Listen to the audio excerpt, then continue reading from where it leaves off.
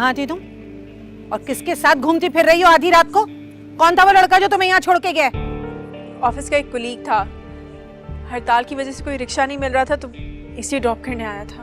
बस कर दो, ज्यादा कहानियां गढ़ने की जरूरत नहीं मेरे सामने। तुम जैसी नौकरी करने वाली लड़कियों को ना मैं खूब अच्छी तरह जानती हूँ। नौकरी के बहाने पूरे शहर में सैर सपाटे करती फिरती हैं। अरे वो तो गलती मेरी थी जो इस गुर्बत में तुम्हारे सर पे हाथ रखा मैंने। कौन आजकल किसी के सर पे हाथ रखता है यहाँ पे? अब तुम एक मिनट इस घर में नहीं रुकोगी, आई समझ? फूफा आप ही कुछ समझाए ना पुप्पो को, पता नहीं कहाँ चली गई। आप लोग कुछ, वो मेरी बात को समझ क्यों नहीं रही? मैं समझाता हूँ बेटा, मैं समझाता हूँ। निकलो यहाँ से।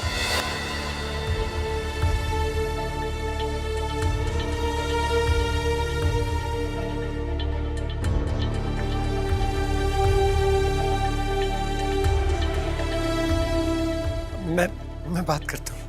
देखिए आप लोगों को गलत लग रहा है, ये जो सब कुछ कह रहे थे आप, ऐसा कुछ भी नहीं है। और रहा सवाल मेरा इन्हें यहाँ ड्रॉप करने पर, तो आपने न्यूज़ नहीं देखी होगी, आज पूरे शहर में हड़ताल थी। मैंने ही कहा था इनसे कि मैं इन्हें यहाँ छोड़ दूंगा। आप कौन होते हमारे घर के जाती मामलात में बोलने वाले?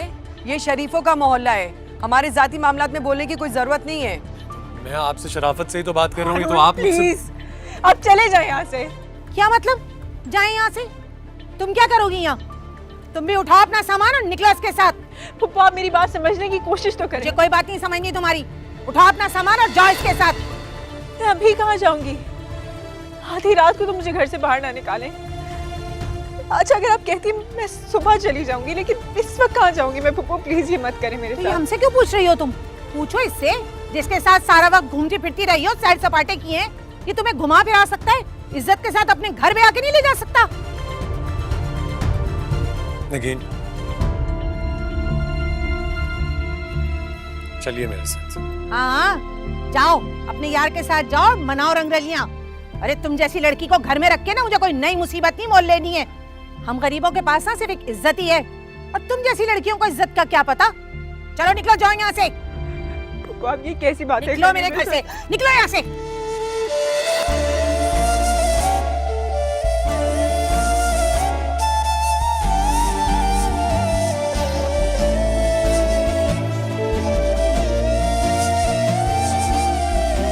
सुना नहीं तुमने मैंने क्या कहा है?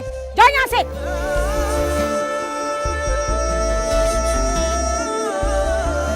अगेन आप चलिए मेरे साथ, मैं आपसे कह रहा हूँ ना, आप चलिए मेरे साथ। ये लोग आपके काबिल नहीं हैं। चलिए।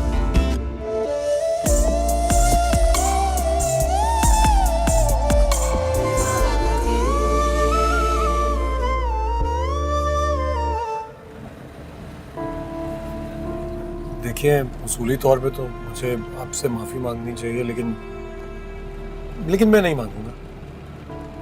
आप जानती हैं क्यों? क्योंकि आप जहां रहनी थी ना, लोग तो निहायत घटिया और सतही ज़हनियत के लोग थे। वैसे ही उन्होंने आपकी जिंदगी अजीरन बना रखी थी। आप अच्छे से वहां रह ही नहीं सकती थी, इसीलिए बेहतर हो गया, अल्लाह की तरफ से बेहतरी हो गई कि आज आप सब कुछ छोड़कर आ गई वहां से। मैं अब कहाँ जाऊंगी? इस वक्त मैं आपको घर लेके जा रहा हूँ। आप रात आराम से वहीं गुजारिए, सुबह मैं आपके लिए कोई गर्ल्स हॉस्टल का इंतजाम कर दूंगा। नहीं, मैं इस वक्त आपके घर नहीं जा सकती। क्यों? देखिए मेरी बात समझने की कोशिश करें। इस वक्त आप कहीं और नहीं जा सकती। आप मेरे घर रह चुकी हैं, मेरे घर वालों से मिल चुकी हैं, इतना एतबार तो करना चाहिए अब आपको। बात एतबार की नहीं है।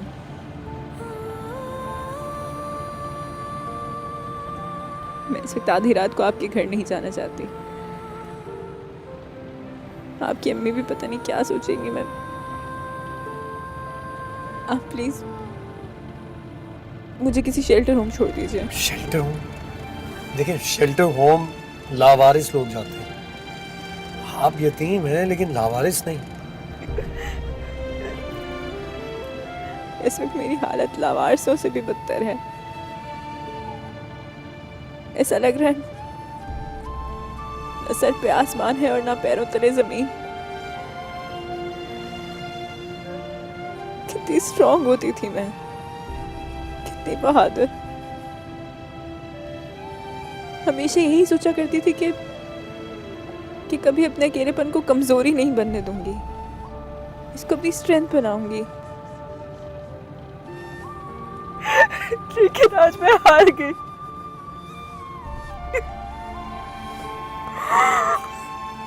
आज मैं हार गई। इतना बेबस मैंने कभी अपने आप को महसूस नहीं किया जितना आज कर रही हूँ। आप अकेली नहीं हैं, मैं हूं आपके साथ। अपनी आखिरी सांस तक आपके साथ गुजारूंगा।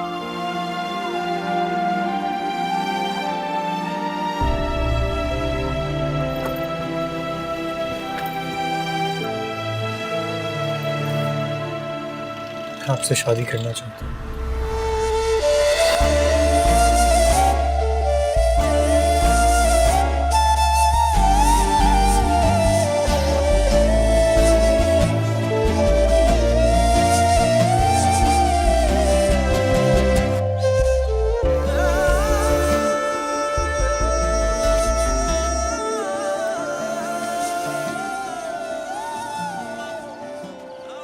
देखो रिदा, जब पता था हारून को कि आज हड़ताल है तो उसे टाइम से ऑफिस से निकलना चाहिए था ना, अभी तक नहीं आया। अच्छा चले अम्मी, आप परेशान ना हो, रास्ते में ही है, वो घर के करीब है। बात हुई थी ना अभी। रात का ये पहर हो रहा है और तुम कह रही हो कि परेशान ना हो, वो अभी तक आया नहीं है। हद होती है। अम्मी आ गए भाई। अच्छा रुको जरा, मैं इसको खुद देखती हूँ, खुद बात करूंगी इससे।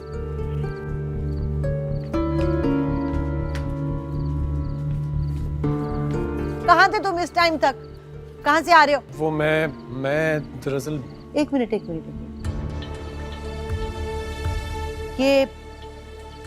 ये वही लड़की है ना? ये तुम्हारे साथ इस वक्त यहाँ क्या कर रही है? वो अभी अंदर चल के बात करते हैं ना, आराम से नहीं। सब बता दूं। रुक जाओ, मुझे यही बताओ, ये तुम्हारे साथ घर क्यों आई है? क्यों लाए हो इसको यहाँ पे? अम्मी आप क्या पूरे मोहल्ले को सुनाना चाहती हैं ये कहानी? मैं कह रहा हूँ ना, अंदर तो आ लेने दीजिए, बताता हूँ सब। आए आप आइए, तो अंदर बैठ के बताता हूँ ना आपको सब। आ जाइए।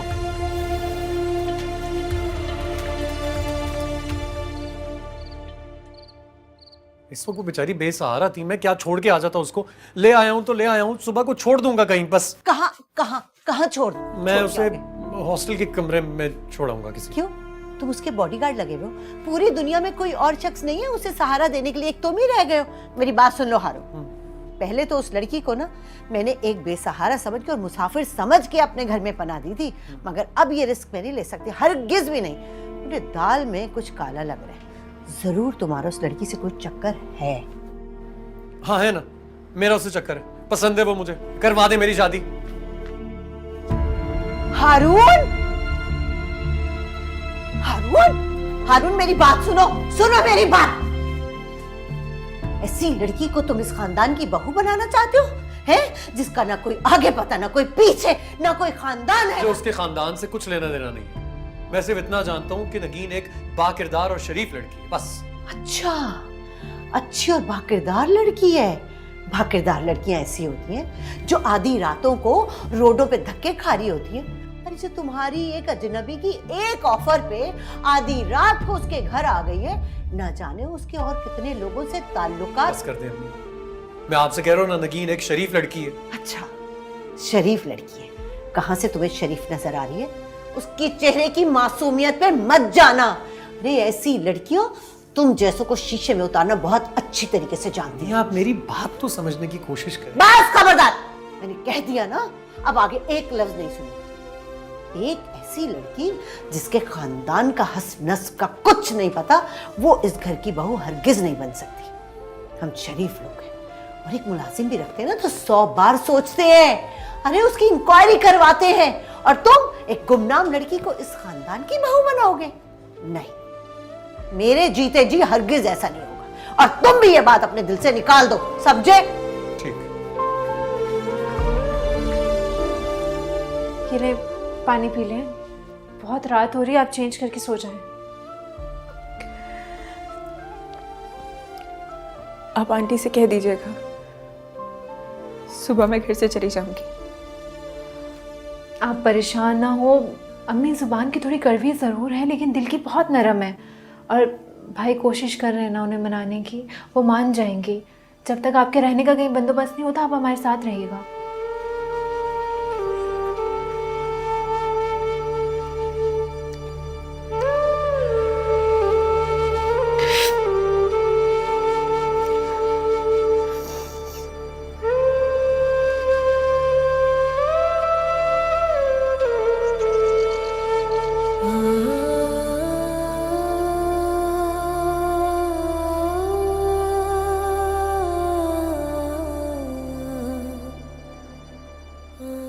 भागीदार लड़कियां ऐसी होती हैं जो आधी रातों को रोडों पे धक्के खा रही होती हैं।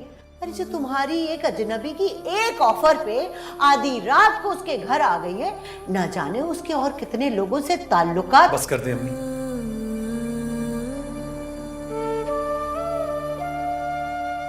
उसकी चेहरे की मासूमियत पे मत जाना। अरे ऐसी लड़कियों तुम जैसों को शीशे में उतारना बहुत अच्छी तरीके से जानती है।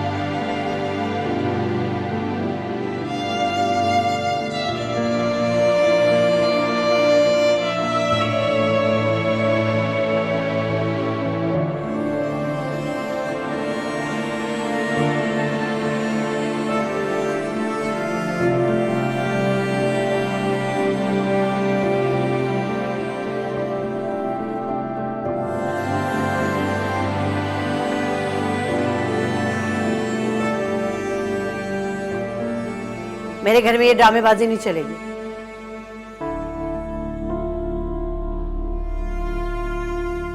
आप कहना क्या चाहती हैं? ये जो तुम मेरे सामने मुसल्ले बिछा के नमाज पढ़ रही हो, हैं? पारसा बनने की ड्रामेबाजी कर रही हो, तुम्हें लग रहा है इससे मैं बहुत मुतासिर हो जाऊंगी और तुम्हारी शादी अपने बेटे से कर दूंगी? हरगिज़ भी नहीं। ये ना मासूमियत के मास्क चढ़ा के तुम बेवकूफ बना सकती हो मेरे बेटे को, उसको उल्लू बनाना, मुझे नहीं।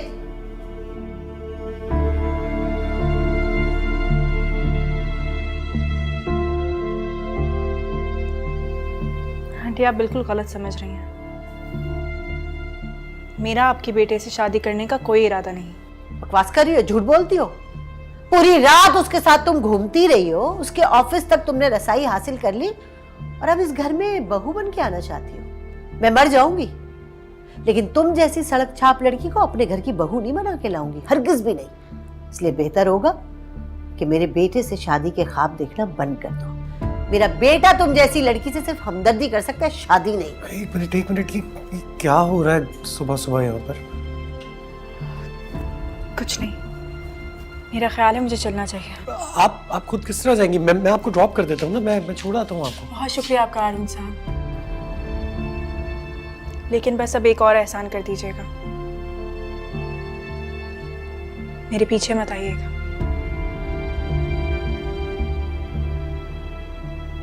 और हाँ, मुझसे शादी करने का ख्याल भी अपने दिल से निकाल दीजिए। खुदा हाफिज। जाने दो। आपने क्या कहा उसको? बस चुप करो, जाती है तो जाए, कोई जरूरत नहीं है रोकने वोकने की। अच्छा जान छूटे। हाँ।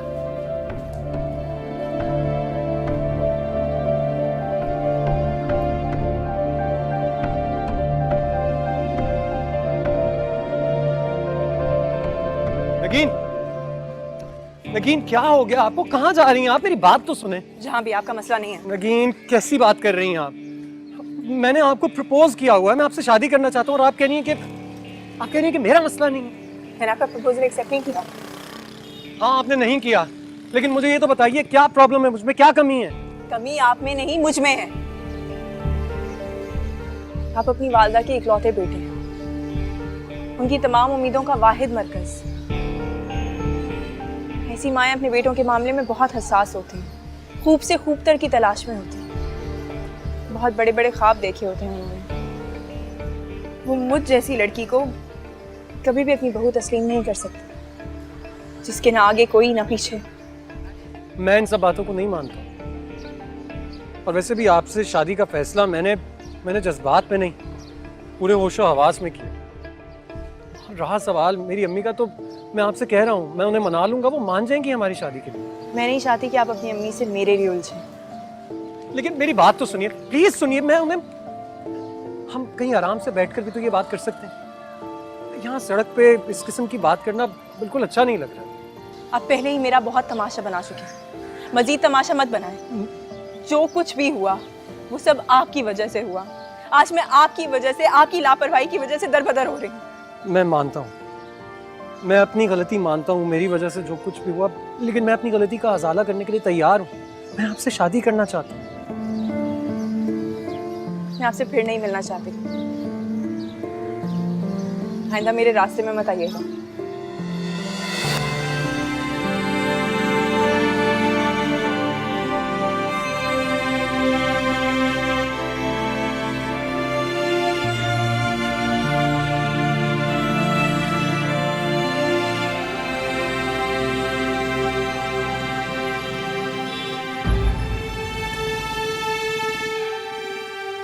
आपका नाम?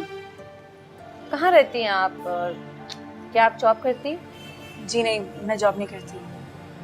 अपना आईडी कार्ड दिखाएं। दरअसल मुझे आर्जी तौर पे यहाँ रहने की जगह चाहिए।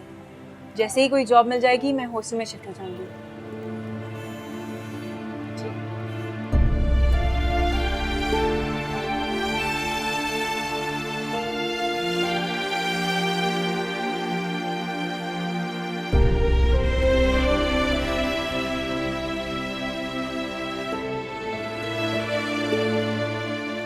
एक ऐसी लड़की जिसके खानदान का हस्ब नस्ब का कुछ नहीं पता, वो इस घर की बहू हरगिज नहीं बन सकती।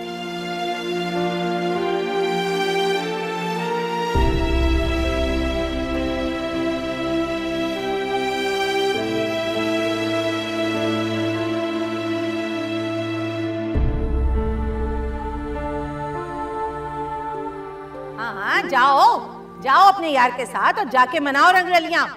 अरे तुम जैसी लड़की को हमें अपने घर में रख के ना कोई नई मुसीबत नहीं मोल लेनी है। माफ करो हमें तुम, हम गरीबों के पास सिर्फ एक इज्जत ही बाकी है, और तुम जैसी लड़कियों को क्या पता कि इज्जत क्या चीज होती है। निकलो यहाँ से।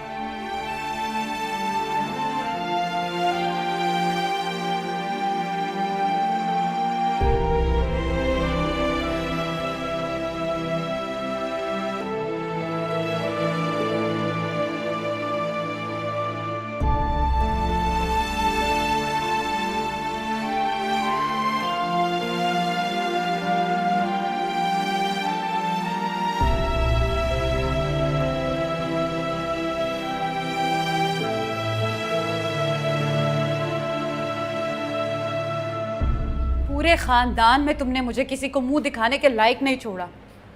फुफ्फो और उनकी बहू पूरे खानदान में तुम्हारे और उस लड़के के अफेयर के किस्से सुना रही है। इतनी मुश्किलों से एक दर खुला था तुम्हारे लिए, अब वो भी बंद हो गया। सारी जिंदगी दारुल उमान में गुजारोगी क्या? चली जाऊंगी यहाँ से मैं। दारुल अमान से निकल के हॉस्टल में ही जाओगी ना? इसी तरह दरबदर भटकती रहोगी, शादी नहीं करोगी तुम।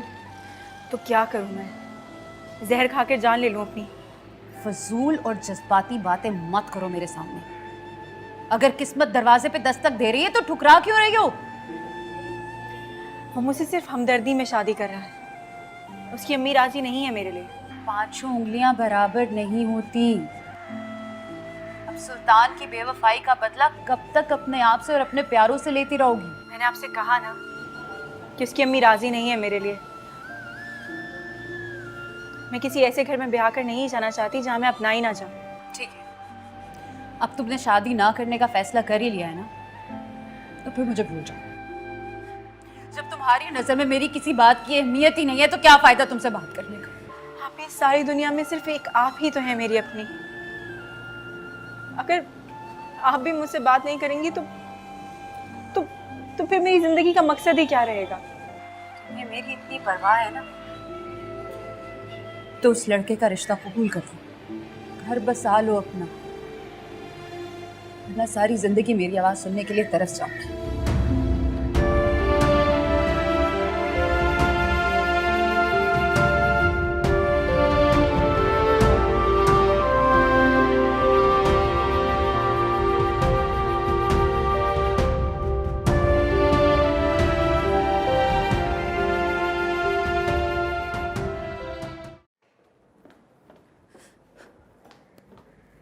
नरमीन, कहाँ जा रही हो बेटा सामान लेके?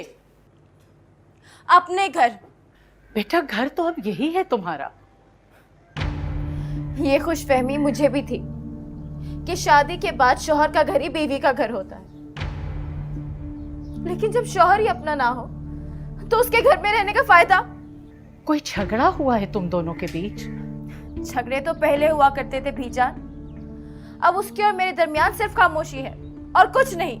बेटा क्यों खामखा बदगुमान होती हो? सुल्तान ने तो मुझसे कभी तुम्हारी कोई शिकायत नहीं की, बल्कि तुम्हारे कमरे से अक्सर तुम्हारे ही चिल्लाने की आवाजें आ रही होती हैं। मुझे लगता है कभी कभी पहल तुम भी करती हो। क्योंकि आपका पोता कुछ बोलता जो नहीं है, चुप जो साध ली है उसने। सुल्तान की यही तो खासियत है कि बगैर कुछ बोले वो अपने रूड बिहेवियर से मुझे मेंटल टॉर्चर देता रहता है। शादी के बाद से लेकर अब तक उसने मुझे सिर्फ तन्हाई दी है बीजान, और कुछ नहीं। अच्छा ठीक है, समझाऊंगी मैं उसे भी, लेकिन बेटा इस तरह अपना घर छोड़कर नहीं जाते। चलो शाबाश, आओ अंदर। ये मेरा घर नहीं है, ये आपके पोते का घर है, जो सिर्फ दुनिया को दिखाने के लिए मुझे शादी करके लाया था बीजान। उस बस होस्टेस की वजह से जो उसके किरदार पे दाग लगा था वो तो धुल चुका है, तो अब उससे मेरी कोई जरूरत नहीं है बीजान, मेरी कोई जरूरत नहीं है। मगर बेटा नरमीन,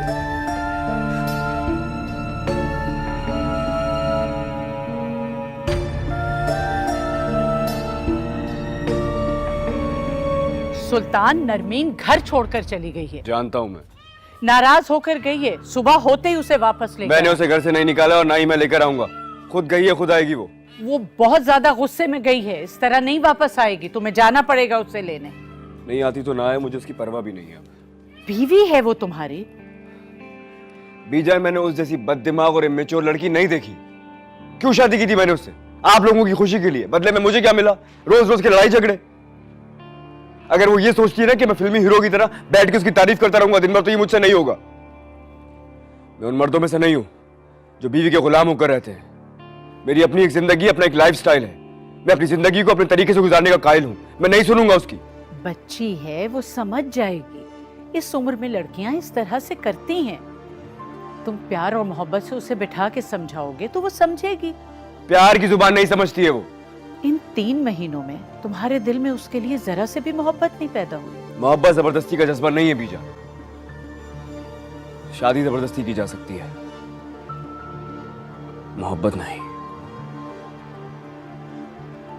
तुम अब भी नगीन से मोहब्बत करते हो?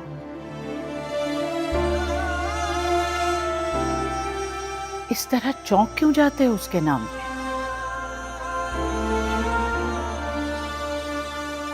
अब नजरें चुराकर कहां जा रहे हो?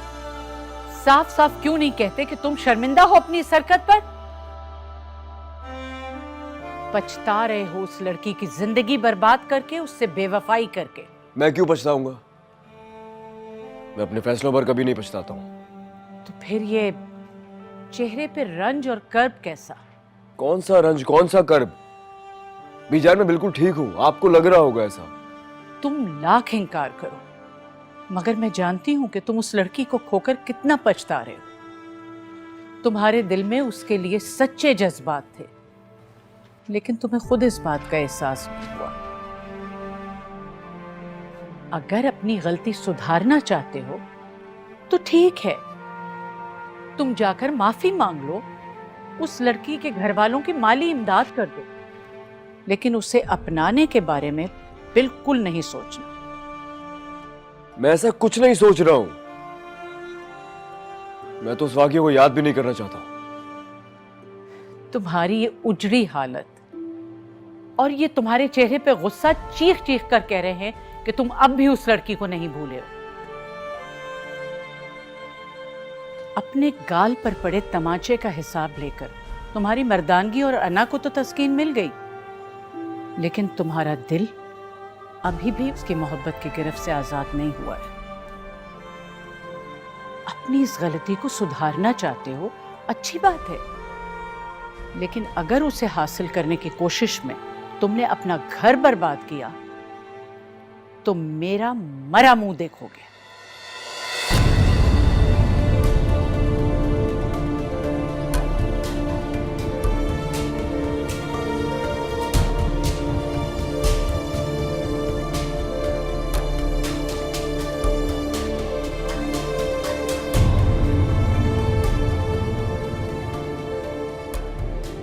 मुझे नगीन से एक आखिरी बार मिलना है यार। मैं अपने किए की माफी मांगना चाहता हूं उससे। तुम चलोगे मेरे साथ हैदराबाद? तुम उससे माफी मांगना चाहते हो या क्या मतलब? जाहिर उससे माफी मांगना चाहता हूं। मैंने बहुत बुरा किया उसके साथ। मैं बहुत शर्मिंदा हूं उससे यार। अगर माफी मांगना चाहते हो तो उसके लिए हैदराबाद जाने की क्या जरूरत है? तुम फोन पे उससे माजरत कर लेना, माली इमदाद की भी पेशकश कर देना। माली इमदाद वो नहीं लेगी, बहुत खुददार लड़की है वो। और मैं कई बार उसके फोन पे ट्राई कर चुका हूं, उसका फोन बंद है। उसके बहनोई के नंबर पे भी ट्राई किया, उनका नंबर भी बंद है। कांटेक्ट ही नहीं कर पा रहा हूं मैं उससे। तुम नहीं समझ रहे हो, मेरा उससे मिलना बहुत जरूरी है। भाई खुददार लड़की तो वो बिल्कुल है। जिस तरीके से उसने एक इन्फ्लुएंशियल लड़के को तमाचा मारा है तो वो इस बात का सबूत है। और तुम क्यों सोच रहे हो उसके बारे में इतना? जहां तक मैं तुझे जानता हूं तू अपनी गलतियों में पछताने वाला इंसान नहीं है।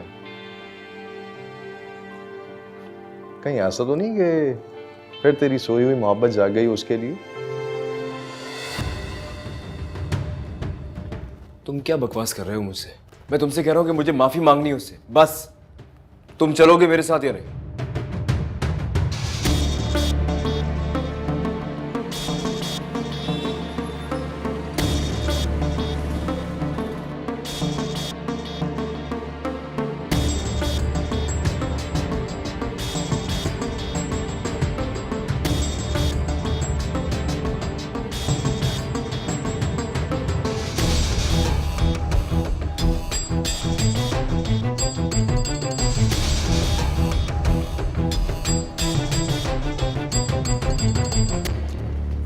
सुल्तान को पता है तुम्हारी प्रेगनेंसी का?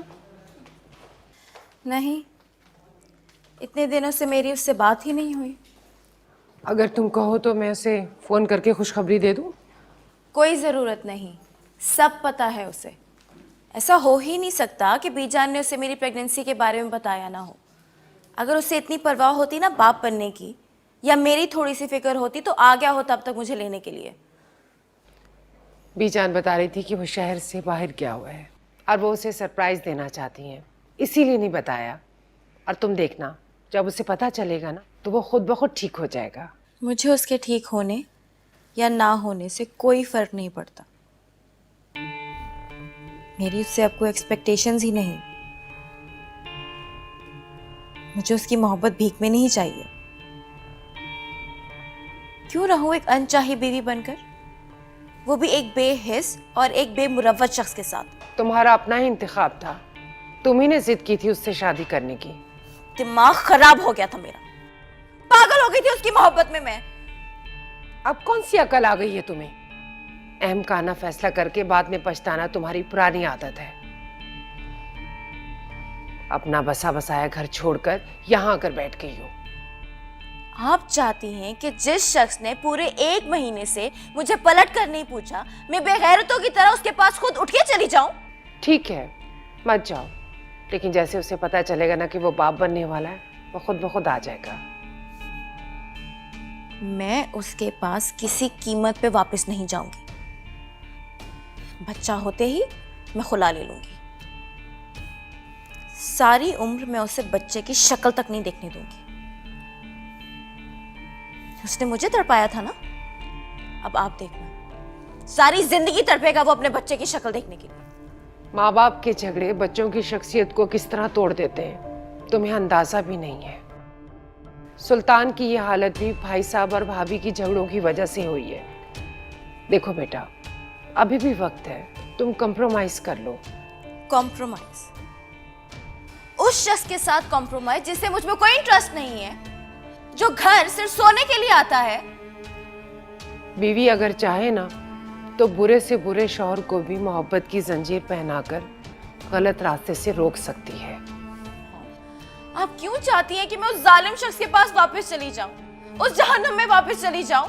अपने घर को जहन्नुम मत कहो, ये वही घर है जहां तुमने ब्याह कर जाने की जिद में एक लड़की की जिंदगी बर्बाद कर दी।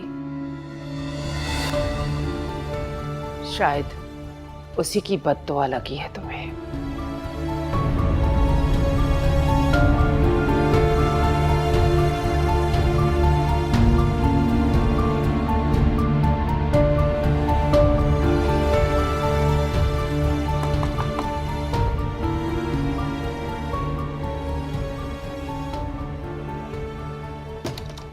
जी फरमाइए।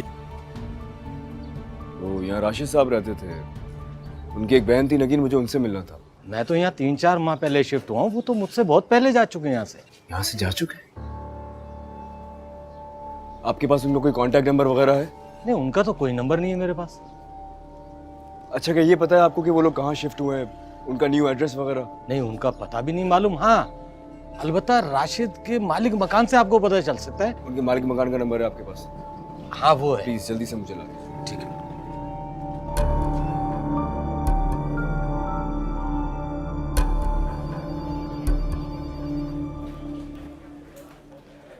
कंग्रेचुलेशंस, आपकी प्रमोशन हो गई है और सबसे अच्छी बात यह है कि आपकी मेरे डिपार्टमेंट में प्रमोशन हुई।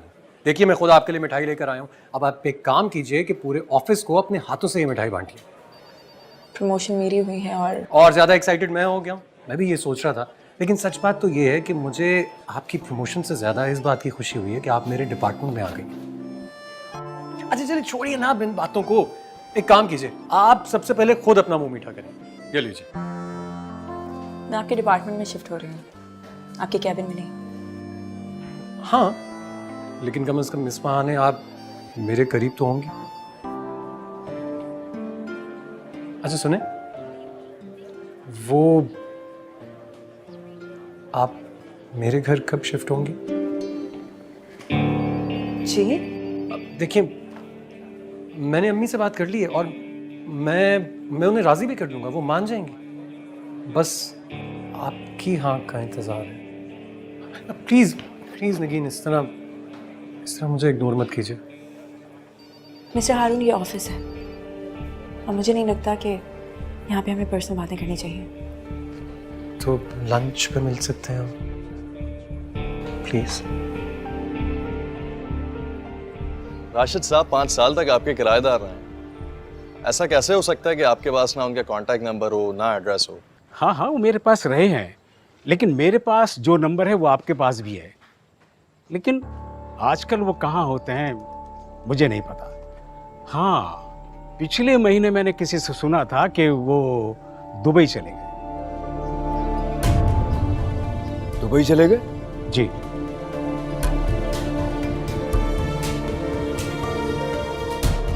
ठीक है जी, शुक्रिया।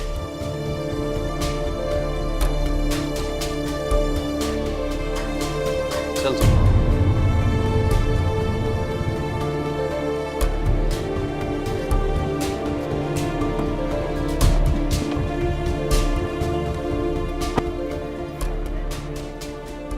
आखिर आप मुझसे शादी क्यों करना चाहते हैं?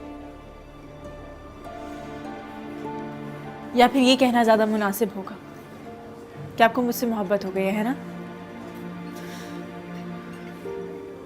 देखिए मिस्टर हारून, प्लीज़ अपनी हमदर्दी को मोहब्बत का नाम मत दें। मोहब्बत आप किसी और से कर चुके हैं, इसलिए मुझ पे तरस खाकर शादी करने। देखिए, मेरी बात समझने की कोशिश कीजिए। तरस खाकर कभी किसी से कोई मोहब्बत नहीं कर सकता। और हम तो यहाँ शादी की बात कर रहे हैं। शादी जिंदगी भर का फैसला होता है, जिंदगी भर का रिश्ता होता है। बहुत सोच समझ कर लिया जाता है, और मैंने भी सोच समझ कर लिया। लेकिन मुझे एक बात समझ में नहीं आ रही है कि आप मुझे लेके इतनी नेगेटिव क्यों हैं? एक बार एतबार क्यों नहीं करती मुझे? एतबार है आप पर, लेकिन मुझे ये समझ नहीं आता कि आपको मैं इतनी अच्छी क्यों लगती हूँ कि आप मुझसे शादी करना चाहते हैं। किसी से शादी करने के लिए या किसी से मोहब्बत करने के लिए कोई वजह का होना जरूरी नहीं है। लेकिन जहाँ तक मैंने सुना है, आप तो किसी को बहुत दिल से चाहते थे ना? इतनी जल्दी किसी की मोहब्बत को भुलाकर आप किसी और से मोहब्बत कैसे कर सकते हैं? क्या पहली मोहब्बत को भुलाना इतना आसान होता है? आप ठीक कह रही हैं। मोहब्बत तो की थी मैंने, लेकिन आपसे की हुई मोहब्बत की सच्चाई का सबूत तो यही है ना कि आपको अपने माजी के बारे में सब कुछ सच सच बता दिया।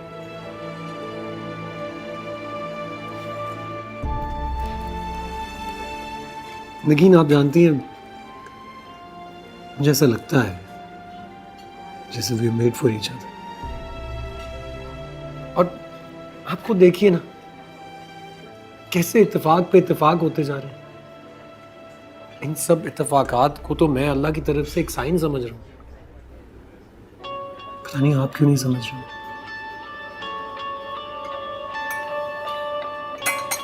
मुझे सोचने के लिए कुछ वक्त चाहिए।